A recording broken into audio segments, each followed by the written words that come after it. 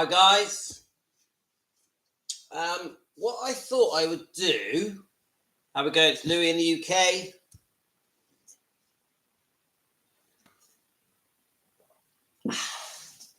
So, it's all right, I'm just getting myself together. It's Louis in the UK. We're here together to defend Elvis. We've built up a small little community here of Elvis defenders. We're all searching for the truth. Actually, the defending also includes Lisa Marie Presley.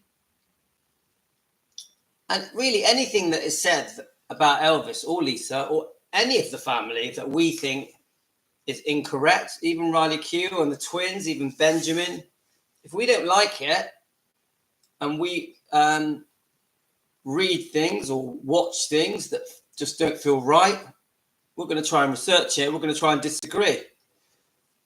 So I'm just doing an experiment. So we did get up. So I think chapter, let's have a look, 11. No, let me just check let me get my phone. And what I thought, let's have a look.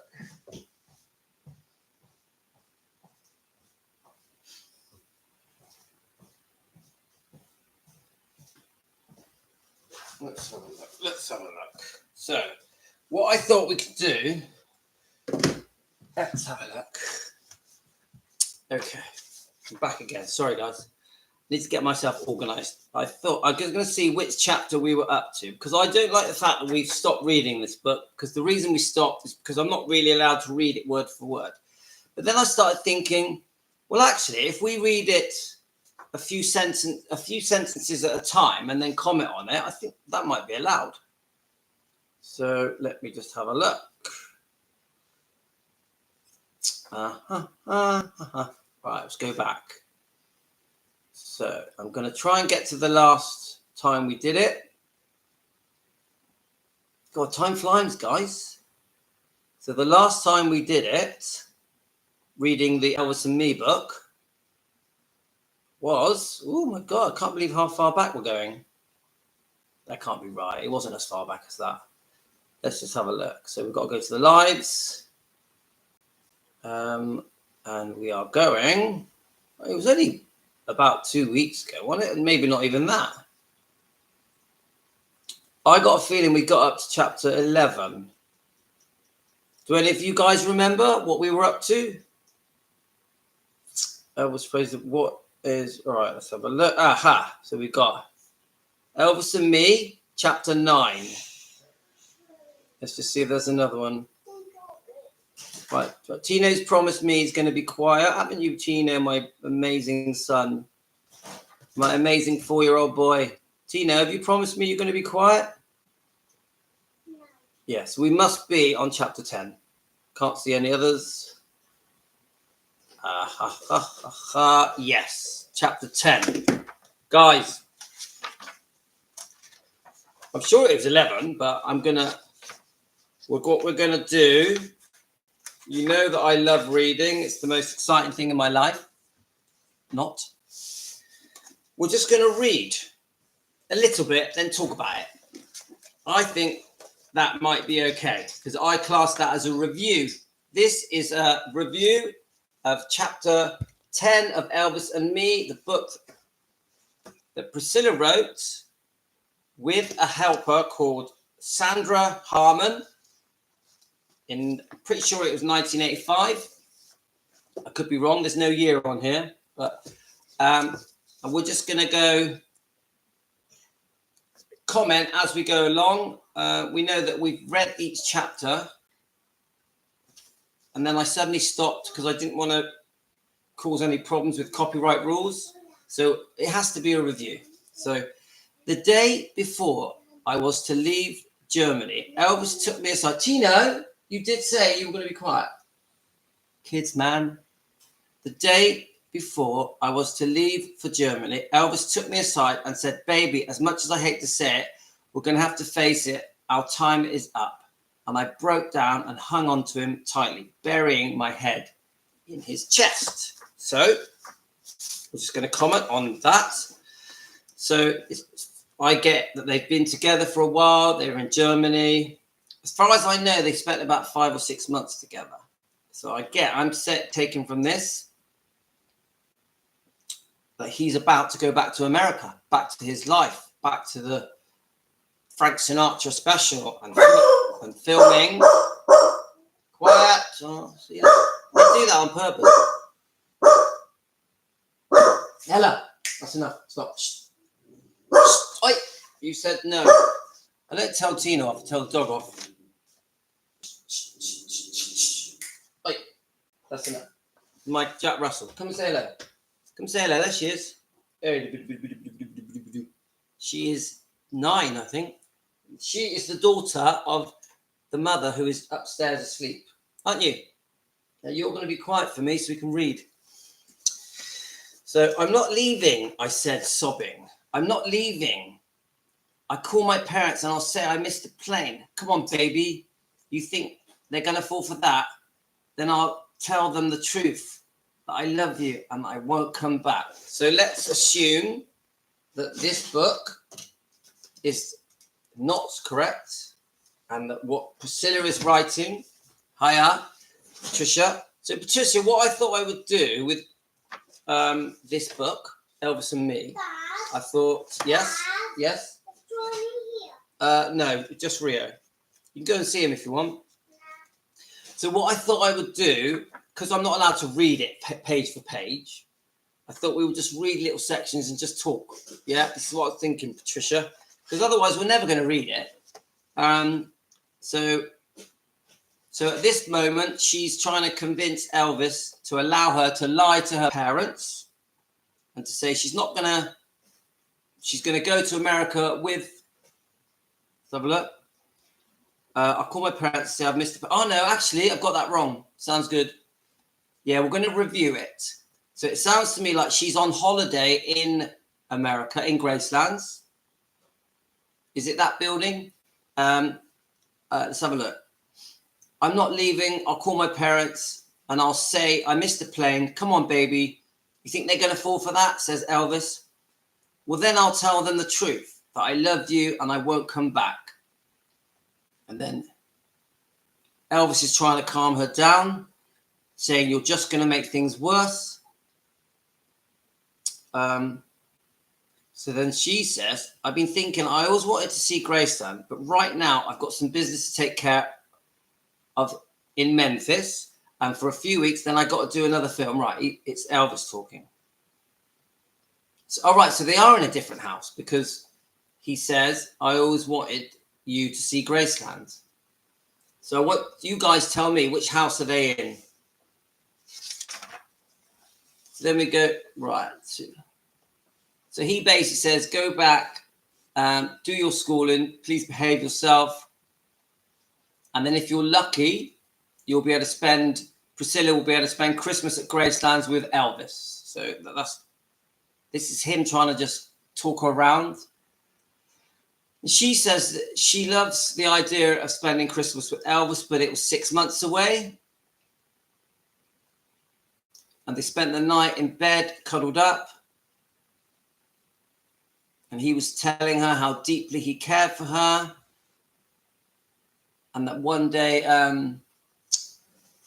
they would consummate their affair when they get married. So again, he's saying that he's saving him. He's doing the right thing.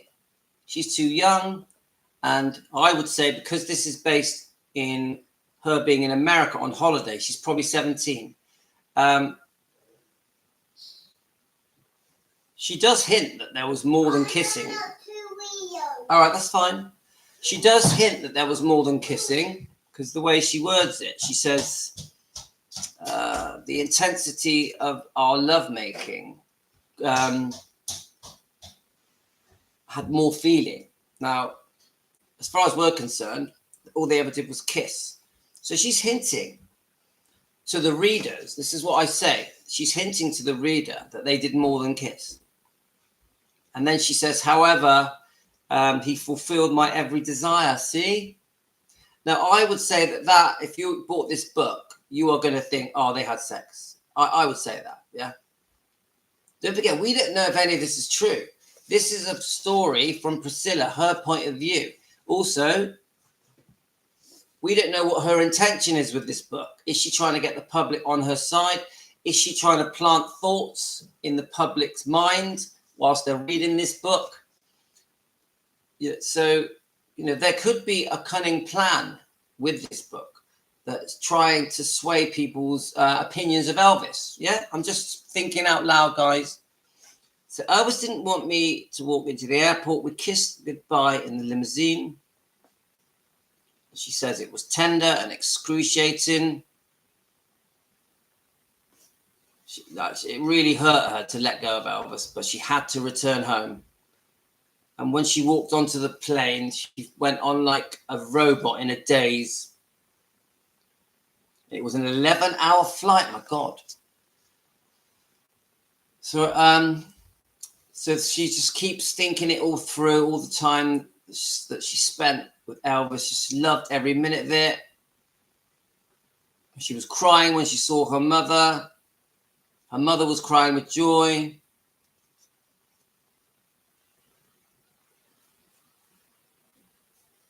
So this is the story. Hi, morning, Colleen. So this is the story that basically said, that we see in the Priscilla film. I know that many of you haven't watched the Priscilla film because you won't watch it just to sort of prove that you're unhappy that it was ever made. But she turns up at the airport. Her makeup's all dribbling down her face. And they show the mirror to her, say, look at the state of you. What have you been doing? So I'm guessing this is when they went to Vegas for a trip.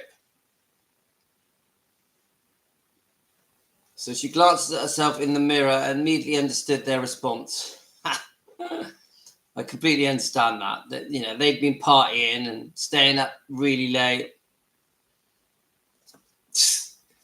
And surely, if anything was going to put them off allowing Priscilla to go to America to see Elvis, that would have done it. But if we go by this book, then no, they wanted it to happen. So she says that the father was angry and said, "You're going straight home." So now we're at Christmas. The Buellue family always have a major production of the 1962 One Time. I wasn't concerned about the presents. I was bound for the place that I had often dreamed about, but never let myself believe I would actually see Graceland. So I read comments. I guess you can make a parallel of this chapter with the Sofia Coppola's movie and the Piers Morgan's interview in the movie. It is clear that this was part of the grooming. Hi, Gianna. So we've got Gianna, in the interview, she defends Elvis by saying that she didn't have any money and needed an outfit to go to the places with Elvis. Yeah. But come on, Elvis was going to be generous and give and buy her whatever she wants. Why wouldn't he? What person wouldn't that had as much money to spare as he wanted? Of course, is going to buy her anything she wants. I wouldn't class that as grooming, no chance. And it's funny you mentioned the Piers Morgan interview because I want to. I don't really. Let's have a look. How long we got left? I think I'm going to jump to the Piers Morgan interview because I'm not really feeling it with this. Let's go to the Piers Morgan interview. Let's just do little clips on it.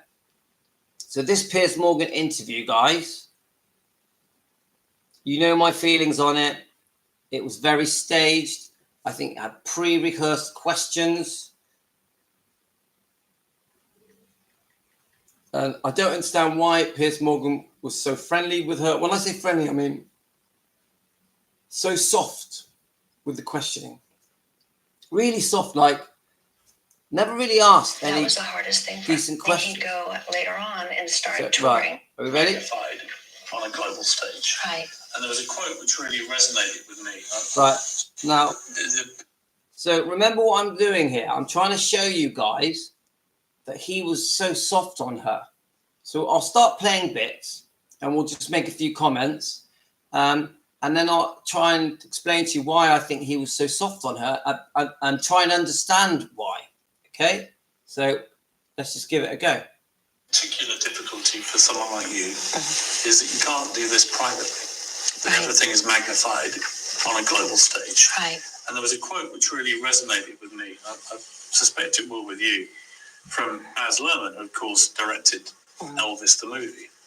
And he said, "There's the Kennedys and there's the Presleys. They are the royal families of America. And in different ways, they both were, as Shakespeare says, wedded to calamity. Is it genetic? Is it because they have such high standards? Is it because the world watches them? Maybe. Because to be American royalty is not just to have your country watch you. To be American royalty is to have the whole world watch you." Mm-hmm. Did that resonate with you? Absolutely. Absolutely. You know, when you're living a life, you know, I mean, being married to Elvis Presley, you don't really know what you're getting into, especially when you're younger. And, you know, you have to adapt to not really having your privacy. Things getting out that you wish didn't. You start thinking. You know, look, remember, I'm not doing this video to hate on Priscilla. I'm trying to analyze it. Now, I'm British. I'm in the UK. Yeah. So this comparison with the Kennedys and Presleys, I find it odd. I find it odd. Now, don't get me wrong. I know how amazing the Kennedys were. Yeah. But I just see it that he quickly comes out with a comment that says to her, "God, you're like the royal family." Yeah. He straight away is sucking up to her. That's how I see that. But then the way she replies, it's like the victim. It's like, "Oh yes, I didn't know what I was getting into. You know, I wasn't expecting all these things." Well, I think, guys, we did know. I think that Priscilla did know what she was getting into. So to say she didn't know she was getting into it, almost even the body language is very poor me. But the truth is, she had gone over to America, and I always get confused which house she's in, whether it be Graceland or one of the other houses, and was having the time of her life. It was absolutely amazing. She was suddenly living the world of luxury. She was thrown into Elvis's world, and it was I would say that she loved the attention and the fame. So I don't agree with what she's saying. "Oh, poor me, you know, I went through this and I wasn't expecting that." I don't fall for it. And this is the tone of the interview. It's very much, "Oh, I understand what you've been through, Priscilla. Poor you. Oh, and by the way, you were like the Kennedys." Let's keep going. Oh my gosh, you know, I have to be careful, you know, what I say, or it'll be taken wrong, or they'll add on to it. So it's been a journey. There's no doubt. There's a movie now about you. Your centre stage. It's your life. It's called Priscilla. And when they first aired it at the Venice Film Festival, you were there. And at the end, there's a very moving clip as you get a standing ovation for about 7 minutes from an ecstatic crowd. And you're in tears at the end. What was it that moved you in that moment? For this show, for the movie getting that kind of reception, I never, you know, when you have a movie that's about you, you never know how people are going to take it. You never know if they're going to understand it. I mean, they have their own, you know, with Elvis, people, you know, that's a big name. It's a big name. And I was happy because it had a standing ovation. I was happy for Sophia. She was quite nervous about it. Sophia Coppola, right? I was nervous too, not knowing how people are just going to, you know, not do anything and just so very nice and get up and leave. So it was a surprise to both of us how well it was received. Well, right. Well, I want to try and speak about this without sounding hateful and like I've got it in for Priscilla. But we know as fans, there's no way that film should have been made. So unfair to Lisa Marie. The fact that she died, and then Priscilla went on to promote that movie, is, I think, one of the biggest mistakes, in my opinion. You tell me your opinion, guys, that Priscilla ever made. Because she knew her daughter didn't want it made, and she knew that that film painted Elvis in a bad light and painted her out to be the victim and him to be the angry, perverted, abusive, grooming, drug addict, and adulterer, isn't it? That's basically what it painted him out to be. I'm trying to think if there's one thing in that film, because I've watched it 3 times. Is there one thing in that film that makes Elvis look good? Not at all. Even when it shows how they met. But then you've got, thanks, Cola. Good morning. Good day to everyone. In England at the moment, it is 1:38 p.m. So whatever time it is where you are, good morning to you guys. Please subscribe. It's important you subscribe, guys, because you can click the notification bell. Then we all come together at the same time. So, let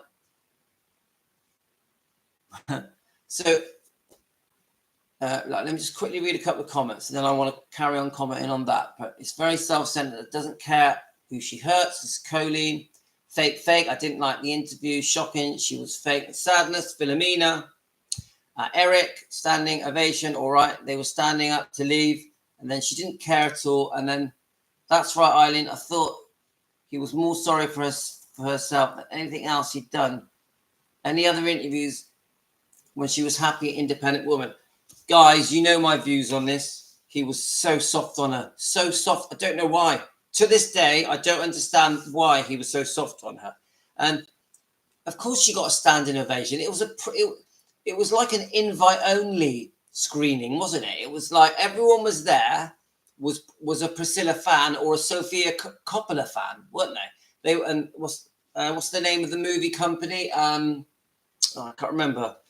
But come on, that was all. She was going to get a standing ovation, because that was the setting of that event. Yeah, but the truth is, I think it created a lot of hate. There was a lot of hate after that film. The fans were very upset with her. Very, very upset with her. Now, the real, true, hardcore Priscilla fans, they probably loved it. They probably felt sorry for her, poor Priscilla. But you got to understand, why are these people hardcore Priscilla fans? I would say because they've fallen for the fairy tale. They've fallen for this story.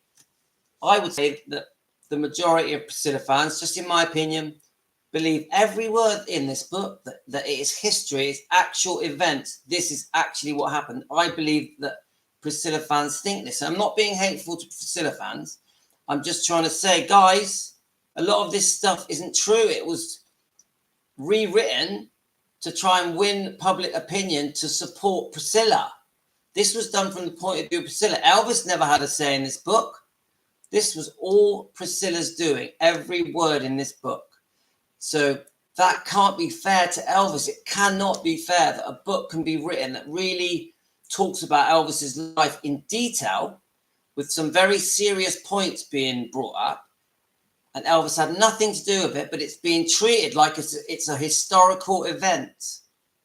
That is wrong. And that is the same goes for the Priscilla film, because the Priscilla film is based on this book. So, and it's not right, guys. It's not right. And we know a completely different version, don't we? This is the other version.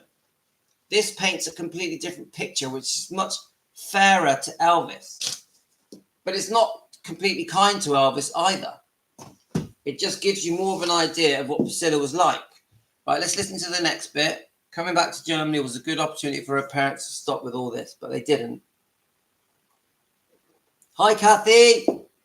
Right, we started off reading a bit of the Elvis and Me, but I don't know, I wasn't feeling it. So then Guyana pops in, and he does keep mentioning the Piers Morgan interview, and I've always wanted to do a little bit on the Piers Morgan interview. So let's just do a little bit at a time, see how far we get through it. An accurate depiction, do you think, not just of you, but of your relationship with Elvis? I think so. I think she did a, you know, I mean, she did some homework. I mean, she and I, we talked about it. And, you know, living with Elvis Presley, people think, oh, how wonderful, that's great, it's Elvis Presley. But I went through the ups and downs with him, you know, a very crucial part of his life. You know, his ups and downs, his struggles, you know, his fears. So, you know, when you're living with someone so famous, and you've been through it with them, it's that part of privacy that it's hard to give up. It's hard to share. It's hard to, you know, I don't want to give out too much because I want some of that. So, even that, guys, I have to say that she says she went through the ups and downs with him. Well, of course. I go through the ups and downs with my partner and my kids. You guys, with your partners and your families, you go through the ups and downs. But the tone is, oh, poor me. I went through the ups and downs. Poor me. And so it's always looking for sympathy. So let's just carry on listening. Myself. Right. That's just for me. And actually, one of the reasons. But that was the point. It's hard to share. It's right. hard to, and you've been through it with them. It's that part of privacy that it's hard to give up. It's hard to share. It's hard to, you know, I don't want to give out too much because I want some of that myself. Right. That's just for me. And actually, one of the reasons. Oh my God, I'm going to have fun on this live. So she basically has just said, I wanted to keep certain things private because it's just for me. I didn't want to give out too much of myself, but no, Priscilla, you really did give out information that should have been kept private. There are many things in this book that you said about Elvis that was private, that should have been just for you. And no, you did say it.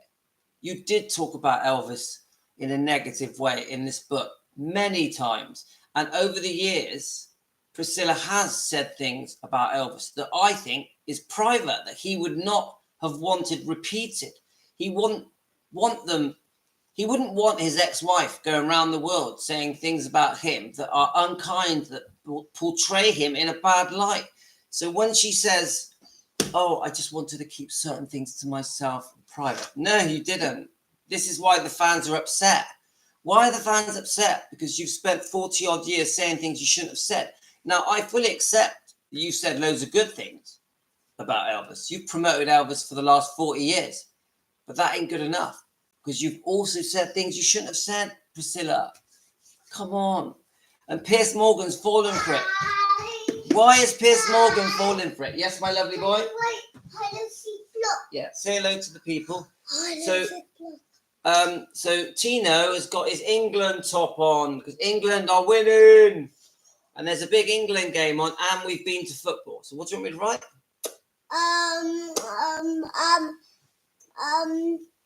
Hide and seek block. Hide and seek. No, hide and seek block. Okay. So we've been to football and we've been for a walk today. It's not coming up, Tino. Try those. No, hide and seek block. Yeah, that's it. That's what I wrote. That's not hide and seek block. Well, Okay. just right, you do it, but right. Go and sit with Ria because Ria will keep you company. Sorry, guys. Haha. Hello. Patricia said hello. So it's almost as if the questions were prearranged. James, hi James, my mate James. James, have you done any bench pressing yet? Come on, let me know. Let's have a look. She only married a few years. She left. Thanks, Kathy. Yeah, he's been all right today, Kath. Eileen, you right, Eileen? I'm just quickly saying hello to everyone. Hi, Nadia. Nadia, you need to be a member, mate. That's why. Click the notification bell. We've only been on a little while anyway. Who's that little E laugh out loud? Yeah, Tino is here. He's football crazy today. I got me a cup of tea, James. All right. All right, you have pressed the bell. I don't know why you're not getting notifications. Right, you want to sit on my lap? Right, you can sit on my lap, but you are going to be quiet. Let's have a look. Talking to Lisa. Lisa knew Elvis was dead. She was the one who called Linda Thompson. Yes, I know about that, Gianna. England, I think. Do you know what? I want England to win for my son, because my son is football crazy. His name's Giovanni, and he's 15. So I'd love it if England win, but yeah, we need to do his quiff. So should we sing a song? Yeah. Go on then. Sing a song then. I just want to be your teddy bear. Yeah? Right. So let's have a look. So let's keep going with this interview. So I'm only playing, guys. I'm only playing like very short clips, and every time she speaks, I'm a bit horrified. It's reputed that Elvis loved you so much was that from the very first moments that you were together, even though you were very young and you were at school, and we'll come to that, you never spoke about him to people. Right. You absolutely respected and protected his privacy, even though at the time he was one of the biggest stars in the world. And that really endeared you to him, the fact that you safeguarded the privacy. I did when I first started dating him. So I think they're talking about when they first met in Germany. I can't really comment on that because I don't know. So I'm going to skip that bit, guys. Let's go forward a bit. Right, let's go to the next bit.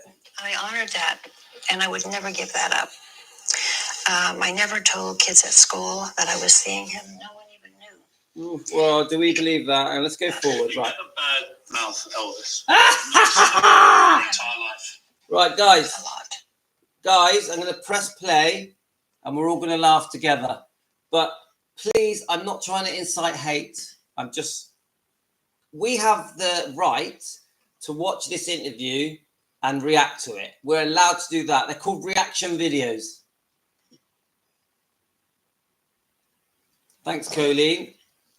Right, are we ready for this? Now, we're all going to laugh together, I think. Now, I'm not being hateful. And to this day, there are things I hold to my heart, and I won't give up. You never bad-mouth Elvis. I've noticed that about you your entire life. No. You've never had, even though you got divorced and everything else, you've been an impeccable support to him, even decades after his death. It obviously matters to you a lot. A lot. He was a very special. Oh! That is... Oh! Right, let's be quiet. Now, come on, guys. Did you just hear Piers Morgan? Piers...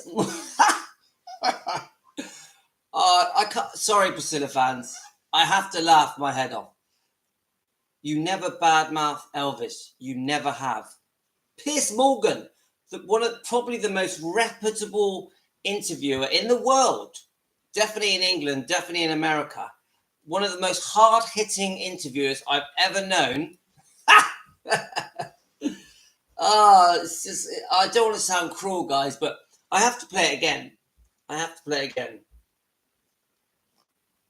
Else, you've been an impeccable support to him. You never bad-mouth Elvis. I've noticed that about you your entire life. No. You've never had, even though you got divorced and everything else, you've been an impeccable support to him, even decades after his death. It obviously matters to you a lot. A lot. He was a very special human being. And to be put in the position that he was in, never expecting to be as big as he became. He just loved his music. He loved to sing. He loved to entertain people. And that's what he started out until, much to his surprise, he was received so well. And I remember being in Las Vegas, and Oh, That, oh God. Oh, good. Guys, it's hard for me to be nice after such a blatant, two adults so blatantly lying. I don't know what Piers Morgan is doing. Did he wake up tired or something? Did he have a headache? Did he not? Did Piers Morgan not read this book? Did he not read this book? Has Piers Morgan not watched the hundreds of interviews that have been given by Priscilla? Guys, you explain it to me. How can he say that you have never badmouthed Elvis? Where is that coming from? Is it like an alternative universe or something? It's like, did he not do any research? It is black and white. It's black and white in here. And then she reaffirms it by, yes, I haven't. He means so much to me. And then she goes on to this auto. I actually find that she has this. I've watched this in a lot of interviews. She goes into autopilot. Oh, he had humble beginnings in Tupelo. And then out of the blue, he became famous around the world. He was so gifted and talented. He never saw it coming. And she talks about his history and about his life. She's not really answering the question. He's just said to her, you've never said a bad word about Elvis. And she's agreed with him. And then she starts telling the Elvis story. It's like auto script. And she does this in a lot of her interviews. She gets interviewed. They ask a few questions. And then she starts saying his life story that she's repeated over and over again. He had gold records and he was top of the charts all around the world, and the world loved him, and that he was so beautiful, and that he wanted to be a great actor. And do you know what I mean? It's a script that she keeps repeating in different interviews. So I don't know. I've no idea why she's even talking about his history, because that's not what he said to her. He said to her, you've never badmouthed Elvis. And she basically changed the subject. Right. Yeah, James, I agree. Throw softball. It's so ridiculous. It's comical. I don't want to sound mean. I can't stop smiling because it's so silly. Eric. It's called the conscience. Big eyes make her look like a child. Makes him feel sorry for her. You do. I agree, Nadia. I agree. He seems to feel very sorry for her. He definitely thinks she's some kind of presidential figure. Probably fancies her, in my opinion. There was definitely stipulations on the interview. The questions were pre-approved by her. Yeah, gotta be, Colleen. Got to be.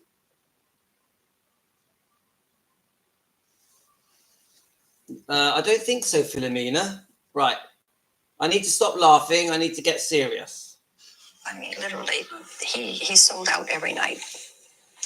And you looked in the audience and he'd see it full every single night. And then he'd go later on and start touring. And there would be... Look, I don't want to hear you... Look, she's just telling us a story. Yes, he sold out every night. And yes, he did tours and blah, blah, blah, blah, blah. Let's hear Piers Morgan ask her a question. Right. Let's try this. For another purpose, a message to give. And people, when I have said that very rarely, it's something that it weighed on him.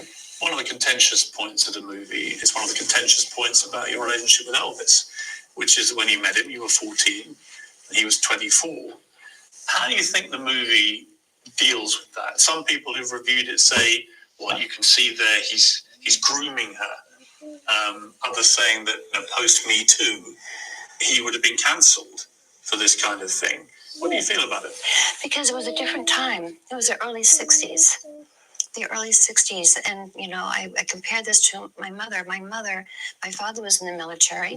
My mother would dress up for my father every day. When he came home from work, she was dressed up. That was okay. And women. I want to be fair. I like that answer. It's the first good answer of the interview. She basically says it was different times in the 50s and 60s. Hi, Rio. Rio is my 16-year-old son, by the way, and he's into weightlifting.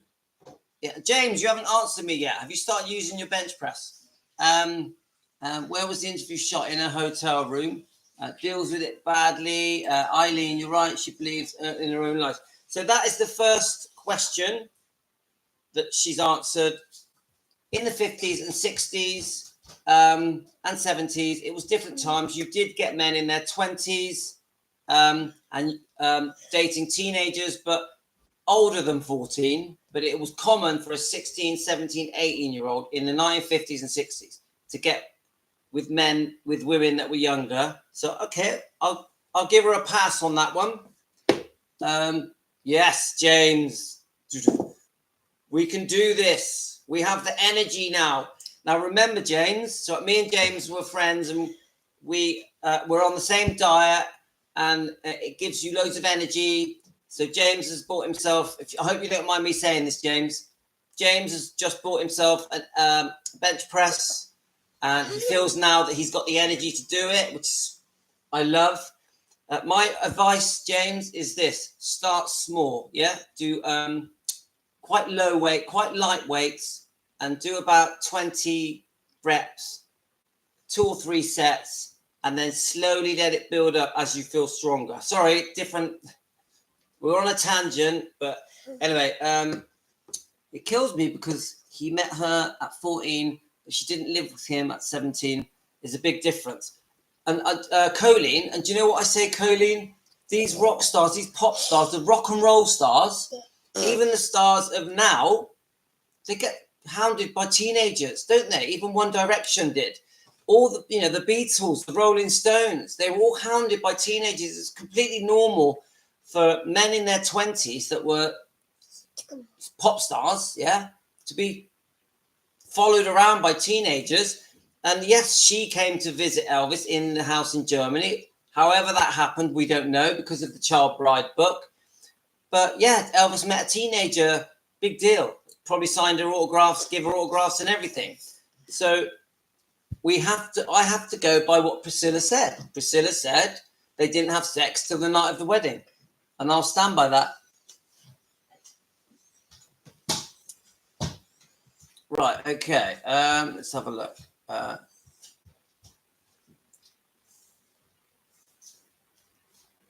Kathy, I agree. I think that she loved her life. She loved it. When she moved to America, she had all that luxury and all the people surrounding her. That included eventually her family as well.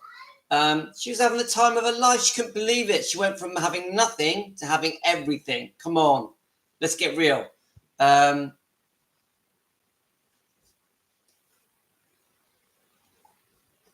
And Guyana, I know about that. And I know a lot about Linda Thompson and their relationship. I've done a lot of research into it. Yes, James, come on. Right. So my point is, everyone goes through ups and downs. Come on. I guarantee that every one of you watching now have been through ups and downs with your partners. Come on. Me and Aurora, we argue all the time, but we love each other. We argue, but we love. You always forgive it. You forgive in the end because you love them. Yeah. So let's just listen to the next bit. And we're that way. We were, not that it was just for our men, but we took care of ourselves and we wanted to be, when I say we, I include myself. We respected, my mother respected my father, and other women wore dresses back in the day. They did not wear pants, slacks, jeans. So that was just the time. It was, Elvis was like I said, he was very unique, but he was, I don't know about grooming me. I didn't take it at that. I never heard the word. I mean, obviously it's all new now, but he loved to take me to beautiful stores to buy me an outfit. I didn't have any money.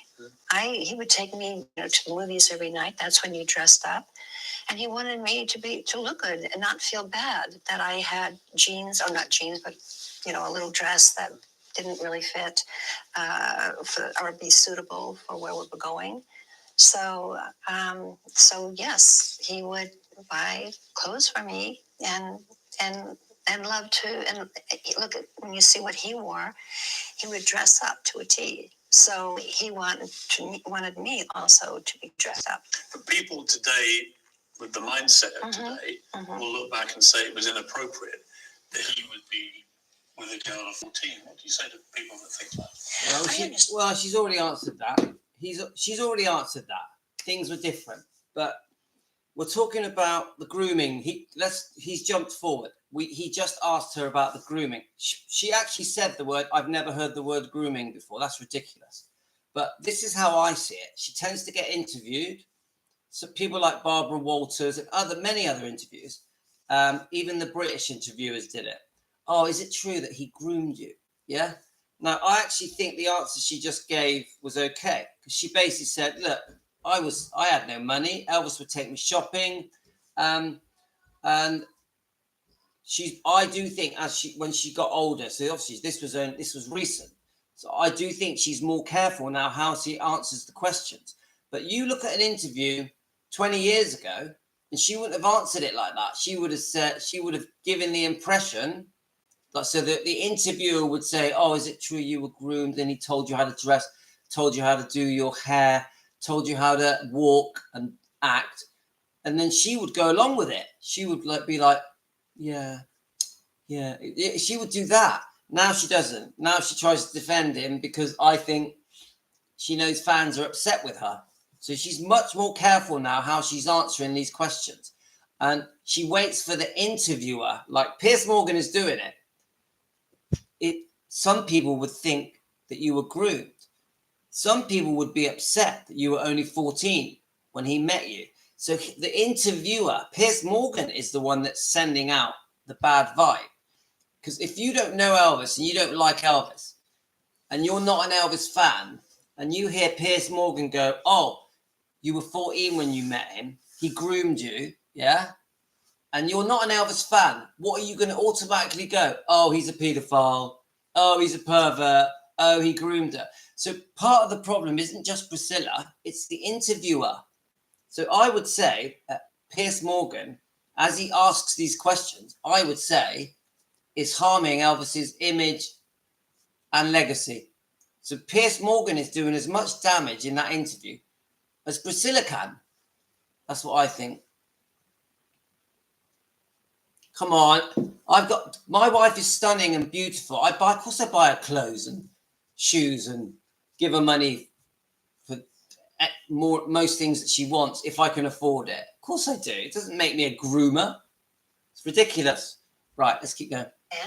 I understand, but I was 14 in Germany, and there was always people around, and our talks were private, but he never ever was aggressive, nor did he ever make love to me. I was somehow, like I said, right. Let's quickly just that point. He never ever was aggressive. Yeah. Now, why have it in the Priscilla book? I mean, the film Priscilla. Why did you allow that scene where he throws the chair at the wall as you were walking in the room? Why? Now, I've read that the truth of that scene, because we're made to think, oh, look, he nearly hit her because he lost his temper because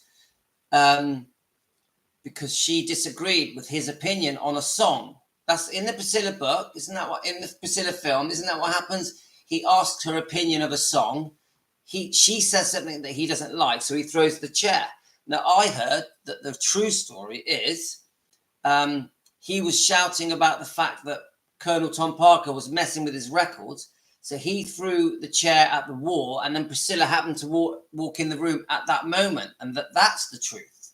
What do you think, guys?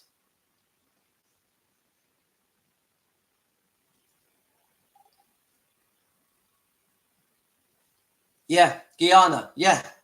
She has just contradicted the movie. Correct, Guyana. Well, well, even, do you know what? Even if Elvis did, Patricia, even if he did take her shopping, who doesn't take their wife shopping? Who doesn't do that? Thanks, Jane. Welcome aboard, Jane. Yeah, you've read that, James. It might have been you that sent me that. Right, let's just keep going. There's someone he trusted to talk to and pour his heart out. And famously, you only consummated your relationship on your wedding night. That's right. And in fact, that's when Lisa Marie was conceived. That's right. That night, and you were 21, I think, when you got married. Mm-hmm. No one would believe that, but it's the honest to God truth. Yeah, I believe. Yeah. Yay, we have a victory. Priscilla actually admits that she did not have sex with Elvis. Any Elvis haters out there that stumble on our channel, Priscilla clearly admitting that she didn't have sex with Elvis till the night of the wedding. Now remember, if you read this book, she doesn't say that. This book insinuates a lot more. Okay. Yeah. In the movie, again, depending what your mindset is, I think, you could either say, as some people have done, that Elvis comes off as kind of distant, emotionally abusive to a degree, a drug addict. Obviously, people knew that towards the end of his life. But a negative characterization, but other people have said... So Piers, do you know what? Now I'm watching this, I've watched it loads of times, guys, but now I'm analysing it with you. Piers Morgan has just said that Elvis, towards the end of his life, was a drug addict. He just hasn't done his homework. Piers Morgan, if you ever watch our small little channel, Elvis was not a drug addict. He was a very, very ill man, very unwell. You need to read the book, Destined to Die Young. You need to look at his history of his medical issues, very serious medical issues, unbearable and extremely painful medical issues. Yes, he had very extreme insomnia. Yes, he would sedate himself between shows because he was doing 3 shows a day when he was very unwell. So to say, Piers Morgan, to say that he was a drug addict the last few years of his on his life, shame on you. Shame on you to do that. Again, Piers Morgan, you are damaging and harming Elvis's image. Do you not see you're doing that? You're asking these questions. And actually, Priscilla sometimes is actually disagreeing with you and trying to excuse your opinions. But you're doing, Piers Morgan, you're damaging his legacy and image with these questions that you don't even know the answers to. You don't even know the answers. You haven't even bothered to do your research to understand just how unwell Elvis was. He had serious problems. He had a twisted colon. He had high blood pressure. He had glaucoma. He had serious constipation. He could not sleep. And loads of other things. Loads of other things. Please look it up. Do your work. Do your job. In the same light that you just did about it, that it was a different time and that actually he was also coping with the extraordinary pressures of being the biggest superstar in the world. Yes. And that brings with it unique challenges. He had a lot on his shoulders to take care of, to do. He had, films that he hated. All of them, actually, except the first 2. Really? Yes. He was, he felt that he was being a joke, to have this kind of on the beach, girls. And that's all really what Hal Wallace gave him. Colonel Parker signed a 5-year contract with Hal Wallace and never cared about what kind of movies they were. Elvis was frustrated at the fact that he couldn't get roles that he wanted. Look, she's doing that again. She's doing the storyline. She's doing. This is the thing about Priscilla. She's like almost like a robot. She goes through all the same stuff that all the interviewers go through. Oh, he didn't like the movies. Well, I slightly disagree. I actually think the early years of the movies, so when he was making movies like Viva Las Vegas, GI Blues, obviously he'd already made King Creole and Love Me Tender and Jailhouse Rock. I actually think the early years of the movies, Elvis enjoyed it. Yeah, and some of the movies were great. But yes, he got disheartened later. I would say I would say after about 65, 66, Elvis got fed up with the movies because they were too corny. Yeah. But my point is, she tends to be repeating the same old stuff. Rather than sort of answering the questions, we want the questions answered. We want important questions answered. What she does is keeps going back to his history. You know, I could go, this book here is all about Elvis's history. Right, hello, do it quietly, please. This book here is all about Elvis's history, yeah? There's loads of stuff in here about Mississippi, Tupelo, about the army years, the movie years, the Las Vegas years. It's all there. So she defaults to that. We want the proper questions answered because we want an explanation for this book. We want an explanation for this book. We don't want her to keep defaulting to the storyline. Do you get what I'm saying, guys? Colonel just didn't understand his claim. Look, she's doing it again. The Colonel didn't understand him. She's repeating all the stuff that we've heard too many times. All right, let's go forward on it because it's just annoying me. It's controlling. I never thought about it being controlling. Right, here we go. Right, okay. Controlling. Right, this is good. This because Colonel was, Right, he's about to ask her if she thought Elvis was controlling. And we know that she thought. Elvis fans, we know that Priscilla felt that Elvis was controlling and suffocated her. And eventually, she says, enough is enough. And she starts devising a plan to get with Mike Stone and go. We know this. So he's about to ask her, was Elvis controlling? Let's listen together. Trying to change the music and wanting him to sing a different song or talk to a producer and said he should be doing this. When he got in Elvis's way, that's when Elvis would go all out. Did you feel Elvis was a controlling influence on you? Controlling. I don't think it was controlling. I never thought about it being controlling. No, I don't. The only thing that I can think of is when he would appear in Vegas, is when he would say, you can come on the weekends. I had my daughter at the time, Lisa. Right, I'm going to rewind it before she starts waffling. Let's hear him ask that question again. It's controlling. I never thought about it. Did you feel Elvis was a controlling influence on you? Controlling. I don't think it was controlling. I never thought about it being controlling. No, I don't. Guys, this is like the best comedy I've ever watched. Right. Did you think Elvis was controlling? Oh, I never thought of him like that. Are we serious? I don't think she can even keep a straight face. Guys, I'm going to play it again. I think she's trying to stop herself from laughing to that question. Please tell me if you agree. I'm not being hateful, guys. I'm allowed to review this interview. I'm entitled to my views. Controlling. I don't think it was controlling. I never thought about it being controlling. I'm telling you guys, she's trying to stop herself from laughing. Oh no, my guys, come on. It's like, I would say that one of the biggest things that Priscilla has portrayed with the help of interviewers, because the way she gives off he controlled me, he was a groomer, she lets the interviewer ask the question. She tends to just nod her head. So for her to say, I never thought of him as controlling, just like 2 minutes ago, she said, I've never heard the word grooming. It's acting. This is acting. You think that Elvis was bad in his later films, the corny films. This is even worse. This is the worst acting I've ever seen. I don't know what to say, guys.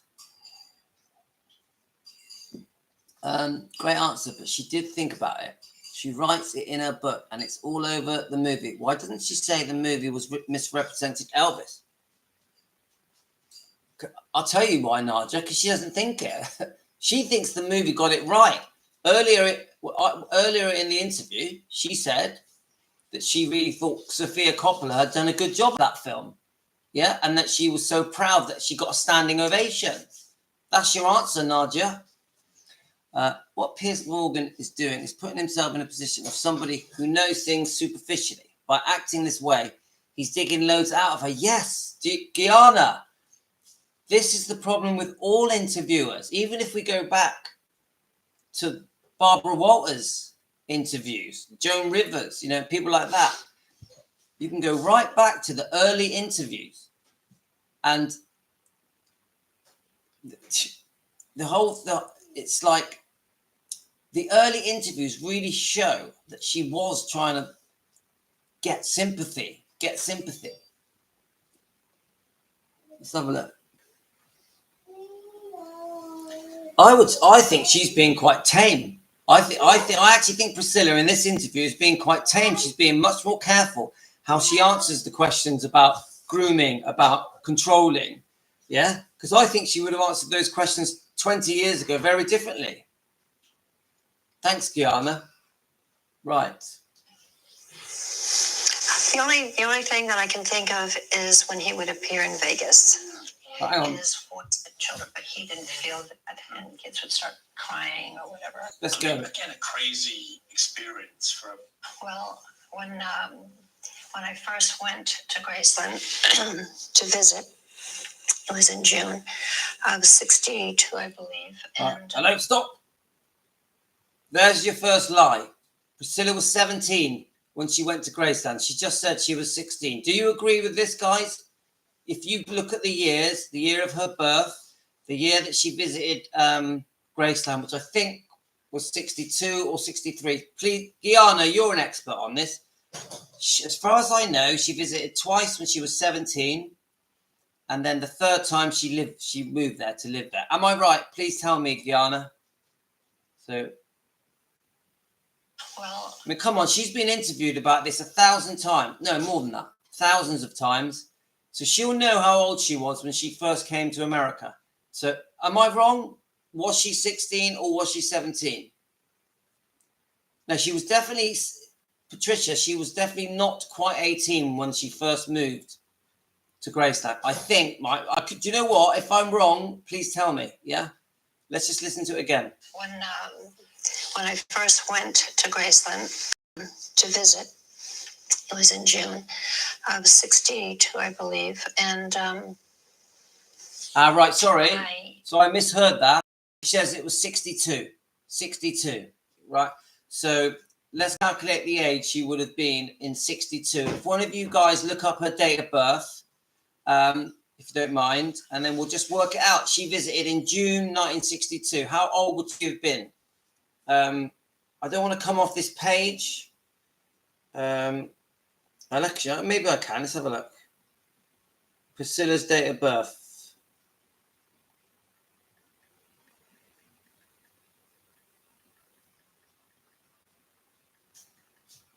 Of birth. Let's have a look, guys. 24th of May, 1945. Yeah, she was 17. 17, definitely 17. Yeah? Because it's May, innit? And she said she was there in 62, June. So are we agreed? 17? Okay, right. Okay, well, we got that bit in. Thanks, Kathy. Thanks, James. Thanks, Colleen. Yeah, the bariatric surgery. You've obviously, Colleen, you obviously watched the last live we did, right? No, it was '63. I was in Vegas in '62. Okay, '63. Elvis was there, and he wanted for me to close my eyes when they drove up to the gate because I'd heard about Graceland. He told me all about Graceland. Okay, right. So we now know that she went to Graceland when she was 18. So, Patricia, you were right, really. Patricia, you said she was 18, and actually, when she went to Graceland, she was 18. But if you spoke to a normal fan, a non-fan of Elvis, he will tell you that she went to Graceland when she was 14. If you spoke to a non-fan of Elvis, he will say that Priscilla had sex with Elvis at 14 years old. This is what is so wrong about the way that Elvis is spoken about, and that is the public have got the wrong end of the stick, because the wrong people have been talking about Elvis for so many years, like the Memphis Mafia. Not all of them, because Charlie Hodge and Larry Geller and Billy Smith are all good. But the other Memphis Mafia members have always given the impression that Elvis was having sex with a 14-year-old and that a 14-year-old moved to America to live with Elvis in Graceland. And it's not true. It's not true. It's so unfair to his image. Also, that he supposedly is a drug addict, even though he was seriously unwell. Seriously unwell. The Memphis Mafia almost never talk about how unwell Elvis was. What the Memphis Mafia do is they say, oh, he was on so many drugs, that's why he was unwell. That he was unwell because of the drugs. No. Elvis was seriously unwell, and the drugs made him worse. That's the truth. Yeah, it's a blown up word, isn't it, Nadia?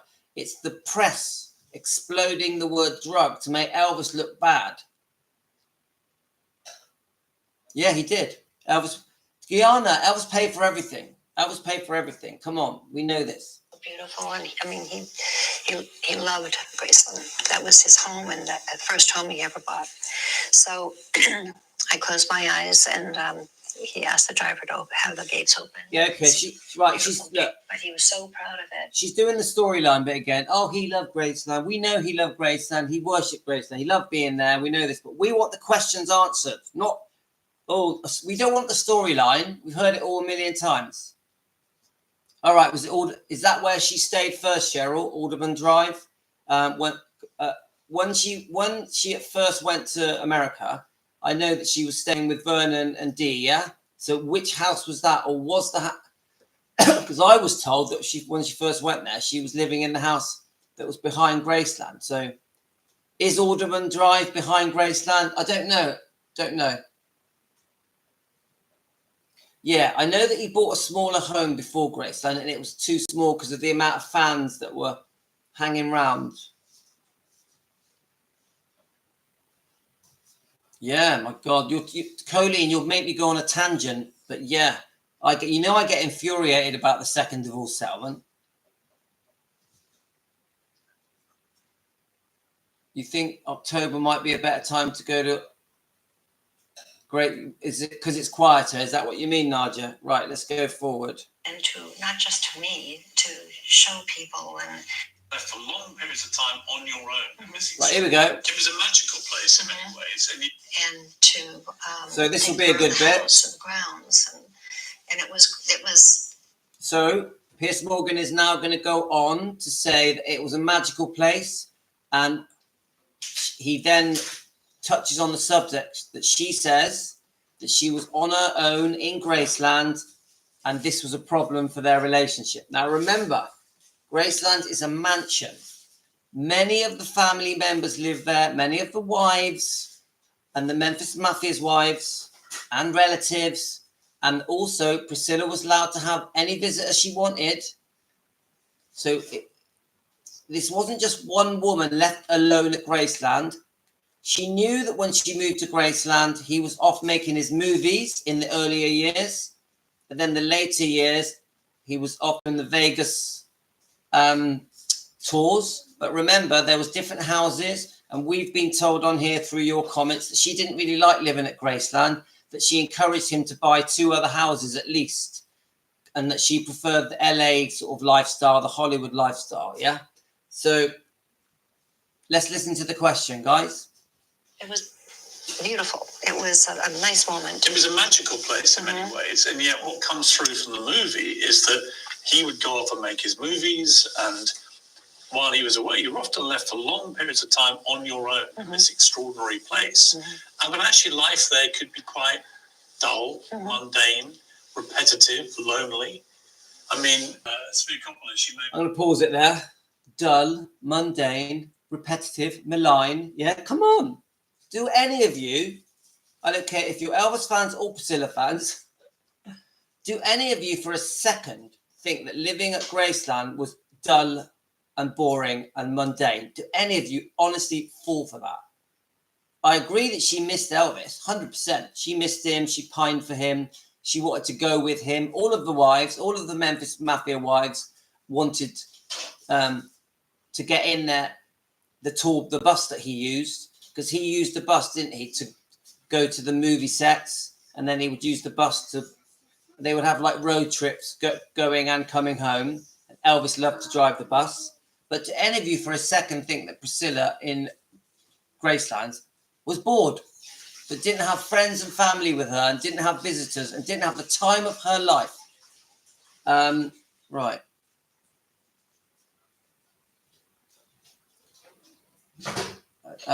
She didn't want it when after the divorce. So the guy's wife's Memphis Mafia said, yeah, come on, they had this brilliant time. My God, they had all the horses and the go-karts and not just that, a pot of money. They could do what they want. She loved it. She had a brilliant time. I don't care what anyone's. I will accept that she missed Elvis and pined for him, but that is it. All this bored and mundane, hated living in Graceland. Come on, let's see what she says.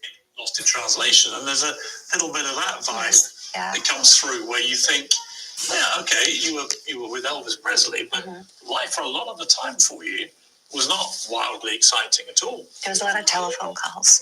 Right.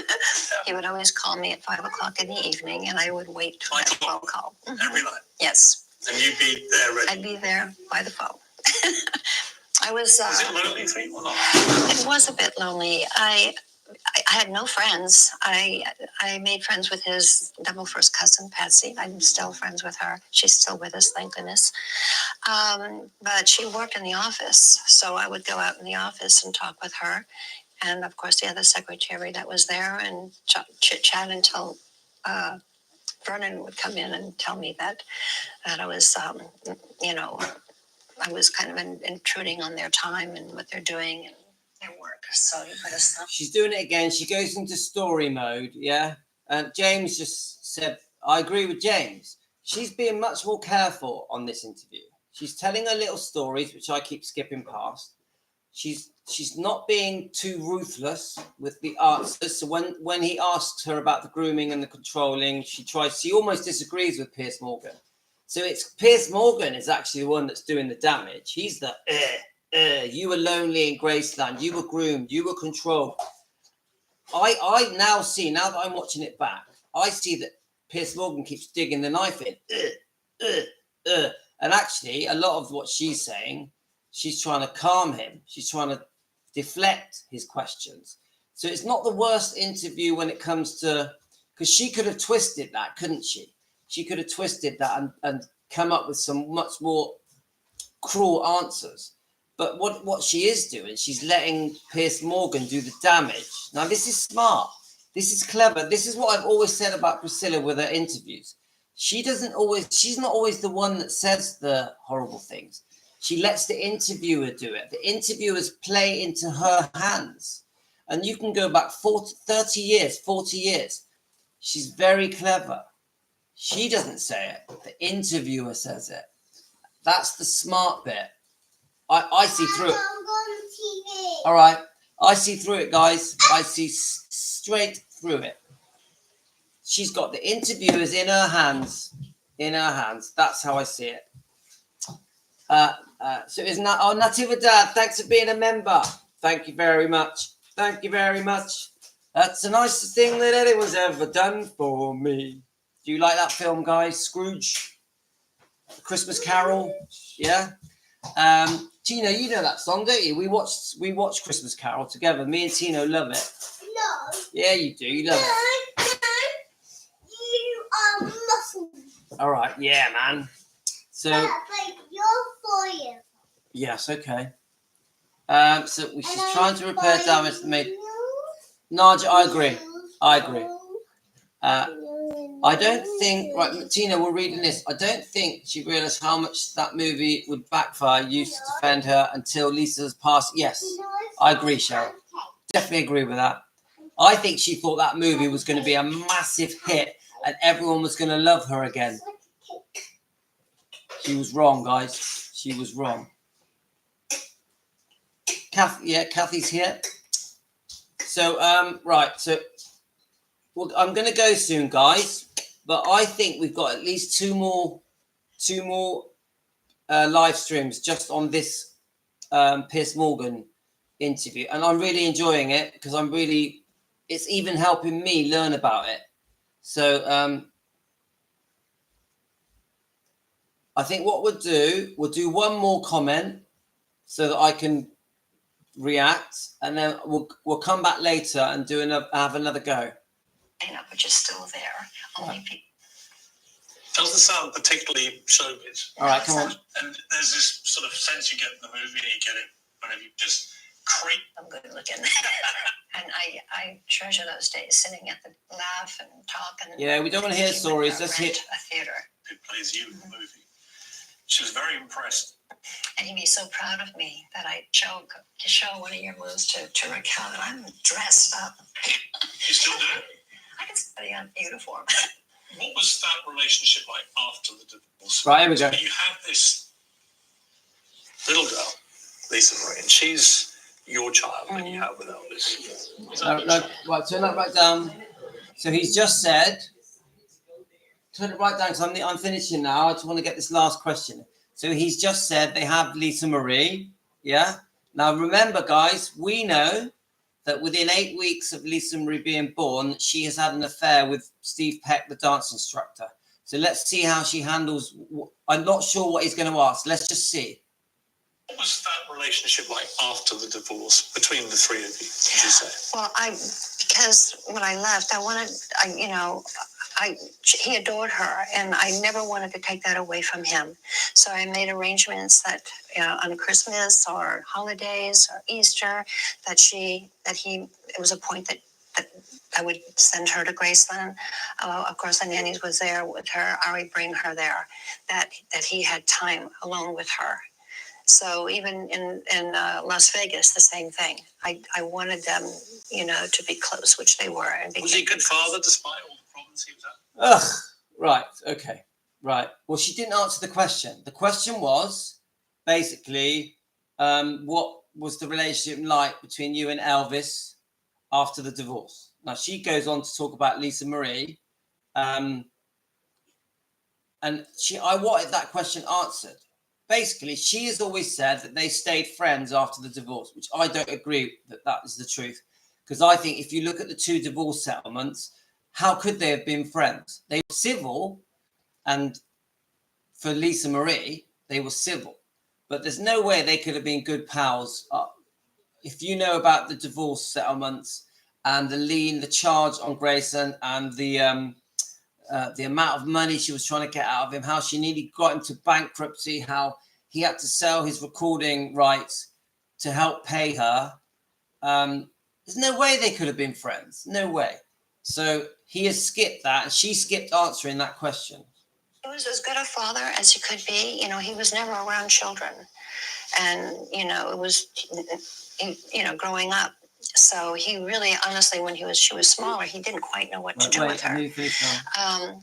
But as she got a little bit older, and then she could travel, to visit him and be with him for at least 2 weeks, when there was, like I said, Christmas or Easter or something, then he became closer to her. His death was something that shocked the entire world. Right, so I'm going to stop there when they start talking about his death. And that's where we can start off on the next live stream. But that bothers me, that does, because I wish that she answered that question, that they supposedly had stayed friends after the divorce. Now, come on, how could they have been friends? She had run off with Mike Stone and publicly humiliated him to the point where he was so angry that he contemplated having him killed by a hitman, even though we know Elvis would never do anything like that. And then very quickly, she's demanding money in the first divorce settlement, and the second divorce settlement dragged on right till 1977. So there's no way they could have been friends. I don't think so. I just can't see how you can be friends with someone that has treated you so badly. I definitely do think they kept in touch, and they were regular phone calls because of Lisa Marie. Elvis knew he had to keep Priscilla happy so he could see Lisa Marie. So I definitely think Elvis was careful how he spoke to Priscilla. and that he did everything he could to make sure that there was not a problem with Priscilla, which is probably with Lisa Marie, which is probably why he agreed to all the points in the divorce settlement, because he was scared of losing Lisa Marie. So my opinion is Elvis was nice to Priscilla because he was scared of losing Lisa Marie. He wanted to see her more, so he kept her happy. I think behind the scenes, Elvis and Vernon probably hated the sight of her. Probably.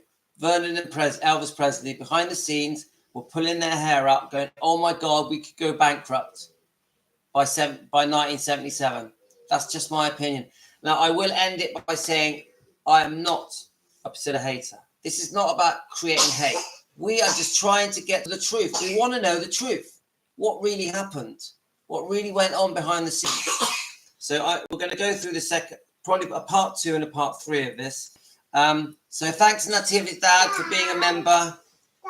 Thanks, everyone. Let me just say goodbye. Just wait. Thanks for everyone joining in. I'm going to give Tina some attention now. So thanks to everyone that joined in and the 23 people that are watching. Please can you subscribe, hit the notification bell. If you want to be a member, guys, only $1 a month. Means everything to me. Shows me you like what I'm doing. It's not about the money. I don't need your money, guys. This is just, we're building up a membership. And I'm glad that my friend James came on. Yes, James, the truth. And I think Colleen said something just now I wanted to reply to. Let's have a look. She said there was a comment I saw that Colleen wrote. And yeah, that's right. I agree with that. There's a lot of comments here. Let's have a look. Yeah, that's what it was. Colleen said, how would her life have been if she had married a regular guy? It's the truth. She's there saying she got bored, but if she had married a regular guy, very good point, Colleen. Just quickly scanning through. James, yeah, he's too nice. He's just so sympathetic and nice. Like, it doesn't make any sense. Gianna, thanks for joining in, because I know you don't get onto our lives that often. So then Cheryl says that Jerry Schilling tells a different story about him becoming a father. He says when he held it, it was like second nature. Yeah, he loved. She acts like when he was a baby that Elvis didn't enjoy Lisa being a little baby, that he got better when Lisa Marie got bigger. No way. I didn't believe that for a second.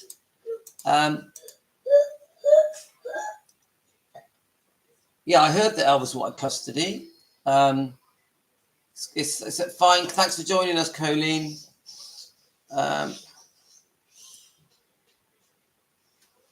Okay, that's it. I think I've thanks, guys. I've loved it. We've had a brilliant time. I'm in a much better mood at the moment, so I'm going to make the most of it. Obviously, you know that I've got a very serious issue with my wife, but we're gonna be positive. We're gonna enjoy the good bits. We're gonna make the best of things and positive mental attitude, and that's gonna get us through everything. Thanks, guys. All the best. Love to all of you. Thanks for joining in. Have a great day. I'll speak to you later.